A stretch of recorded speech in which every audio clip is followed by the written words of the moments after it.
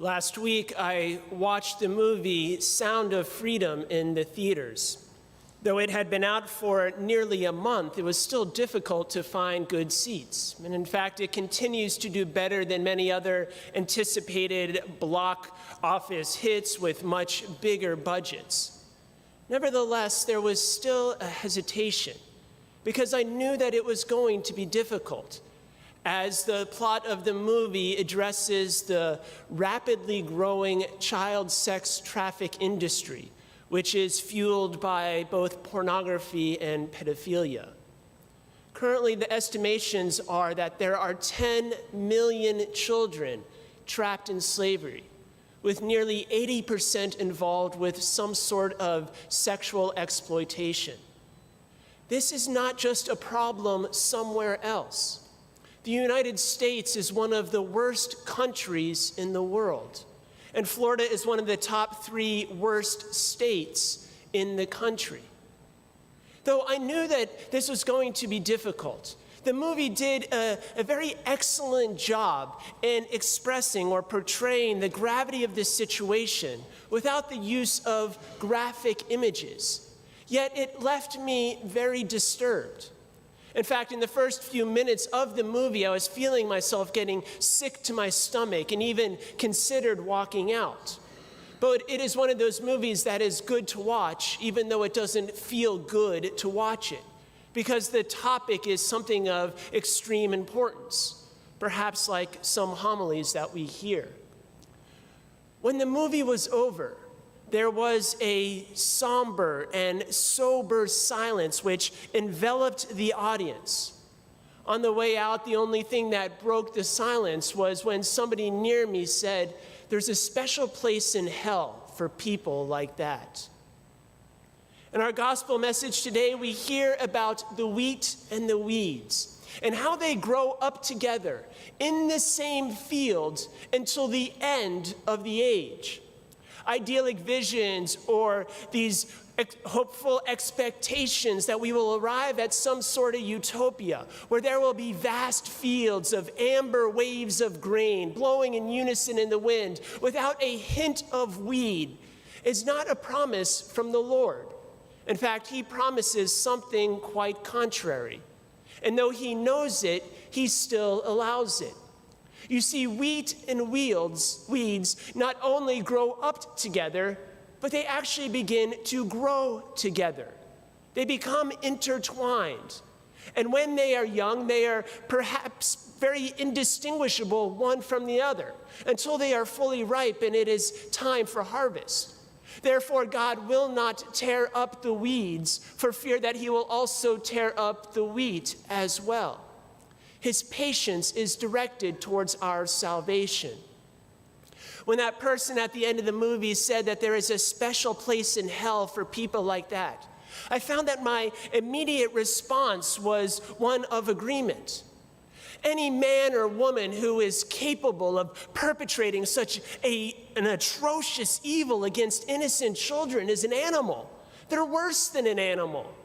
Just as they've tortured other people, they deserve to be tortured themselves, eternally perhaps.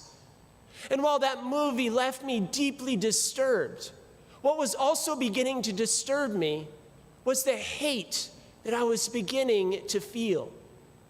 That fire into which I wanted to throw those people, that fire which would consume them and burn them for all of eternity, was also beginning to consume my own heart. The wheat and the weeds, the good and the evil, not only grows up out there, but it also grows together in here. And God tolerates the one so as not to destroy the other. There is a fine line which separates righteous anger from unrighteous hatred. Perhaps it's the same fine line that separates the wheat from the weeds. Now, human trafficking may not be one of those issues that stirs your passions, but no doubt there is some other issue, or perhaps some other instance which does. Now, anger is a feeling, and as a feeling, it is neither good nor bad. It is neither moral or immoral. Anger rises up when there is a perceived wrong or injustice, and it's meant to motivate us. It's meant to fuel us to right the wrong or to restore justice. What is it then that determines whether that anger is something righteous or unrighteous is how we respond. Does it move us or does it consume us? Does it move us to do acts of retribution unto remediation or unto condemnation? Does it consume us? Does it consume us in a blind rage, a blind fury, such that we can no longer see and distinguish between the sin and the sinner, between the action and the actor, between the weed and the weeds? How does that anger move us? How does it begin to stir within our hearts? I was finding myself in responding to that anger was consuming me, that it was driving me to become something irrational, unreasonable. The devil does indeed win when such atrocious evils are enacted. But he adds victory to victory when we respond to evil with more evil.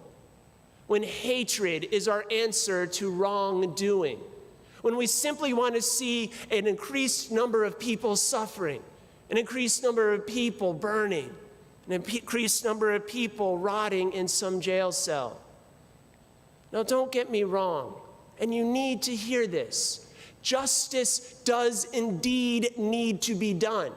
Evil needs to be stopped, even with the use of proportional force if necessary. But there is only one thing that will break the cycle of evil itself. Many times people will ask, they'll wonder, why or when is God going to do something? Why doesn't he just reach down right now and tear up all of the weeds? It's a good question. That's what I would do. If I were God, if I were strong enough, I'd tear up all those weeds right from the roots immediately. Perhaps it's a good thing that I'm not strong enough. Maybe it's a good thing that I'm not God.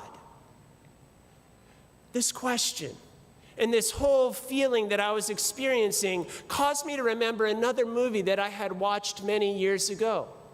And in that movie, there was a plot about a man who had 3 young children, the youngest of which was kidnapped and had a fate that was very similar to the people in the Sound of Freedom.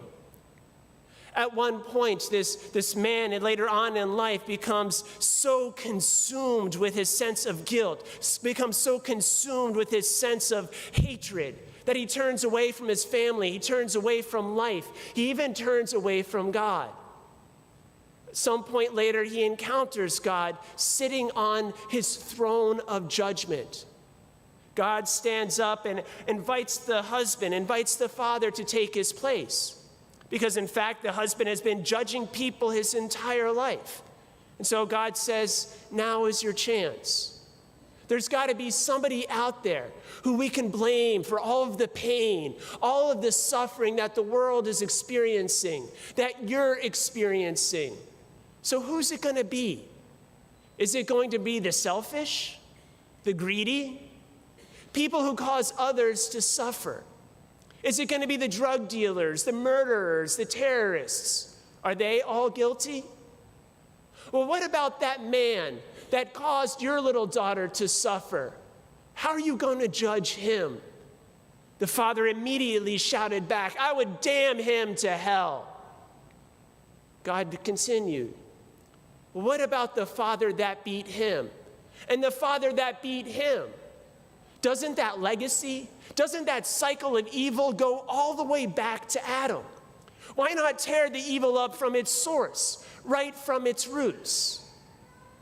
God then asked him, so if you had to judge between the remaining 2 children that you have living, which one would you send to heaven and which one would you send to hell?